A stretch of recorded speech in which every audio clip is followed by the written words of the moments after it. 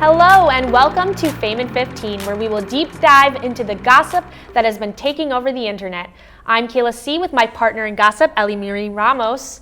The WNBA draft pick is over, but the internet is still talking about it, and specifically, Caitlin Clark. Well, the reason Caitlin Clark has been on the hot seat lately is she is one of, I believe, now 3 members of the WNBA to get a Nike contract. She apparently has a signature shoe coming out that sparked a lot of heat because, you know, there's been other influential women in the WNBA, like A'ja Wilson, who has been playing for a long, long time, and Brittany Griner, all of that drama surrounding her in Russia before. I just believe she's like America's sweetheart for basketball currently. I know the WNBA has been losing a lot of money. And with star players like Angel Reese, Paige Buick, and Caitlin Clark, there's been more attention on March Madness itself. I just think that they should highlight more of their older players who have stuck by the WNBA instead of giving up. I don't know. I think it's more respectful to honor the players who have been there for a long time. Right. And not a player who hasn't even played one game officially in the WNBA. And obviously, Caitlin Clark, she is making big waves in women's basketball. You know, she's got the overall point high score with the NCAA Division I. And she also was named Player of the Year 2 times. So she's a really good player, but I agree that there are other players that have been around longer and deserve to also be, you know, made tribute. No. Taylor Swift dropped to the Tortured Poets department last week. The dropping of the album has been followed with some drama and raving reviews, and the album hit 300 million streams in one day on Spotify. Have you heard the album a little bit? I've heard like bits and pieces, mainly people like criticizing about like The lyrics. I forgot what lyric it was, but it's like, if I could live in a time period with you guys, it would be like the 1830s without all the racists. It sounded like it was written with AI. Oh yeah. Very bad lyrics. Yeah. Her pen needs to be taken away, I think. Yeah. Very pretentious. But she also took a stab at Kim Kardashian. Yeah, there's 2 songs that have people speculating. The first one being Cassandra. That one's a maybe. But Thank You, Amy is the one that everyone's weighing in on because Spotify and Apple Music have it stylized with only the K, I, and M capitalized, everything else lowercase. And it's basically just about her being like, I was bullied, but that made me stronger. Right. How do you feel? Well, I think that, I mean, all of the drama with Kim and Drake, not Drake, oh my gosh, Kanye. All of that happened so long ago. And I feel like she needs, you know, to move on a little bit. She keeps kind of mellowing in this like hatred for them. She did it with Reputation, and she continues to like, I don't know, like dwell on it. And I feel like she needs to move on. And continuing on that, she also had more songs about her exes. Maddie Healy and Joe Alwyn. What do you think about that? It's just tired. It's a tired old narrative. Right. I think she's a grown woman and should retire it a little. I agree. That is all the time we have for our first 2 topics, but hold on and we will be back with 2 more topics.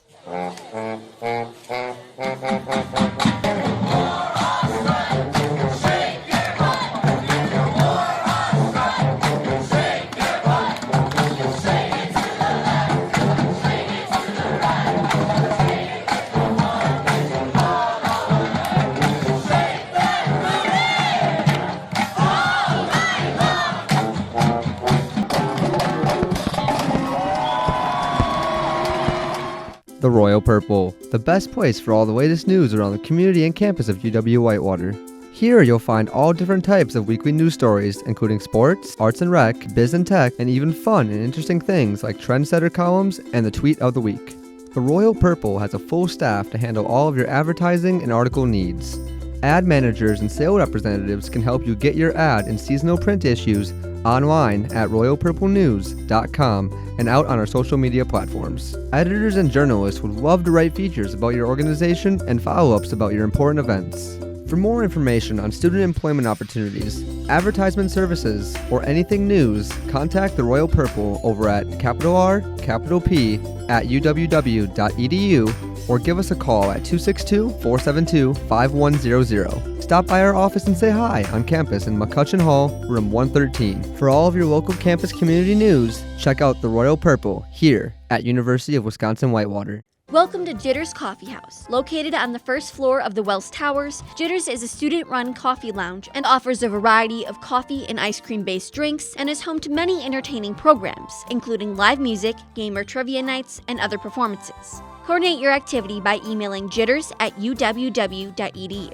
Jitters is completely run by volunteers who can earn service hours and even receive a free drink during their shift. Stop in tonight at Jitters Coffee House, where fun events and community come together.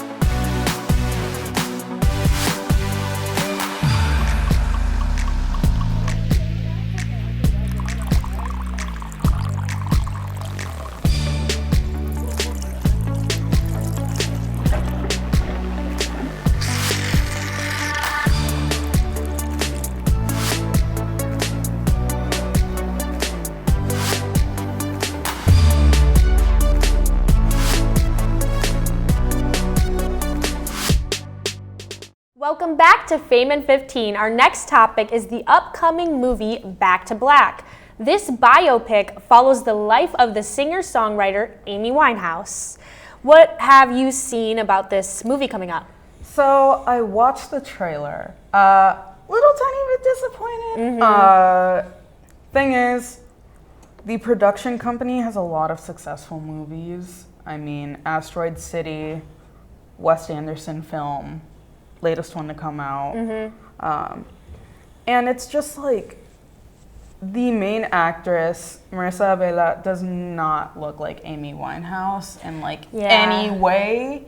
And not even that, it's just like in most biopic movies involving a singer, so like Elton John, or what's the other one? Bohemian Rhapsody. Bohemian Rhapsody, they use the actual singer's raw vocals.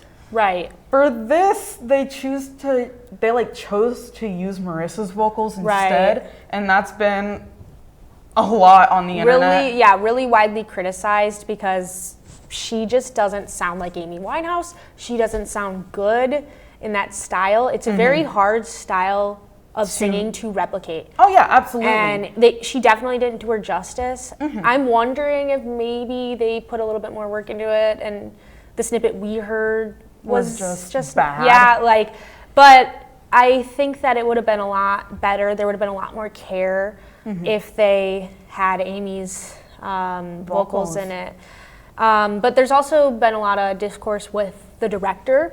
Oh yeah, Sam Taylor Johnson. If you guys don't know who she is the director wife of Aaron Taylor Johnson, who has been in movies like, I think, Bullet Train. He was in recently, the one that was on Netflix.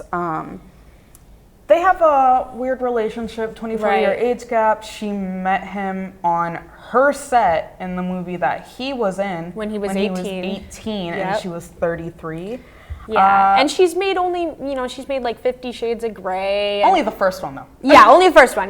She wasn't good enough for the other two. But just movies of that kind of realm. And I don't know if an Amy Winehouse biopic is the best like step in her career. Oh yeah, no. But I guess we'll see where it goes. I hope so. Yeah, I hope they do her justice. And speaking about not doing anything justice, It is time for our favorite topic. Who did it better? This segment, we will compare two different topics and decide which is better.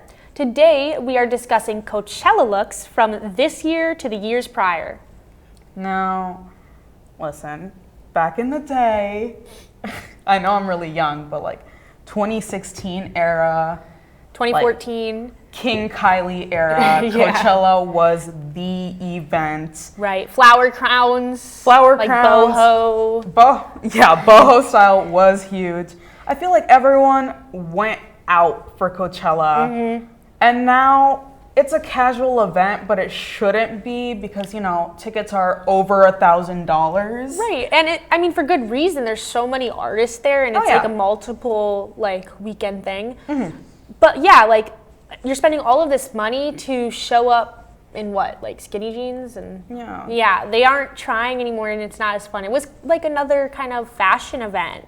Oh yeah, Coachella can be considered like the influencer Met Gala Yeah. kind of. Yeah. For real, it was always like, what are they gonna wear this year at Coachella? And now I have gotten less interested in Coachella fashion. Right. And now I guess I'm just focusing more on the performances. Which is actually a good thing because the performances this year have been really Amazing. good. What were some of your favorites? So boy group ATEEZ headlined for Coachella. I believe they're like the first actual K-pop group to headline for Coachella. They did an amazing set. Performed, I think, both weekends. Took shots on stage. That's crazy. Doja Cat had a crazy outfit Yes, she with just did. hair extensions down Right. everywhere, as well with her dancers. Do you have any opinions on that one? I think that it was fun. I felt like it was like a jab at the critics, about her changing her look, and people complained, you're not pretty anymore when you don't have hair. Like, we don't like you bald, so all right, then I'll have a whole bunch of hair, and that's what she did. And I thought that was a little funny bit. Questionable person, amazing performer. Yeah. Along with that, Sabrina Carpenter. Yep. That's it, really. Yeah. She's gorgeous. Gorgeous. Gorgeous, gorgeous. That is all the time we have for today. We hope your gossip needs have been filled. We will be back next week with more drama and hot topics. I'm Kayla C. with Ellie Marie Ramos. See you!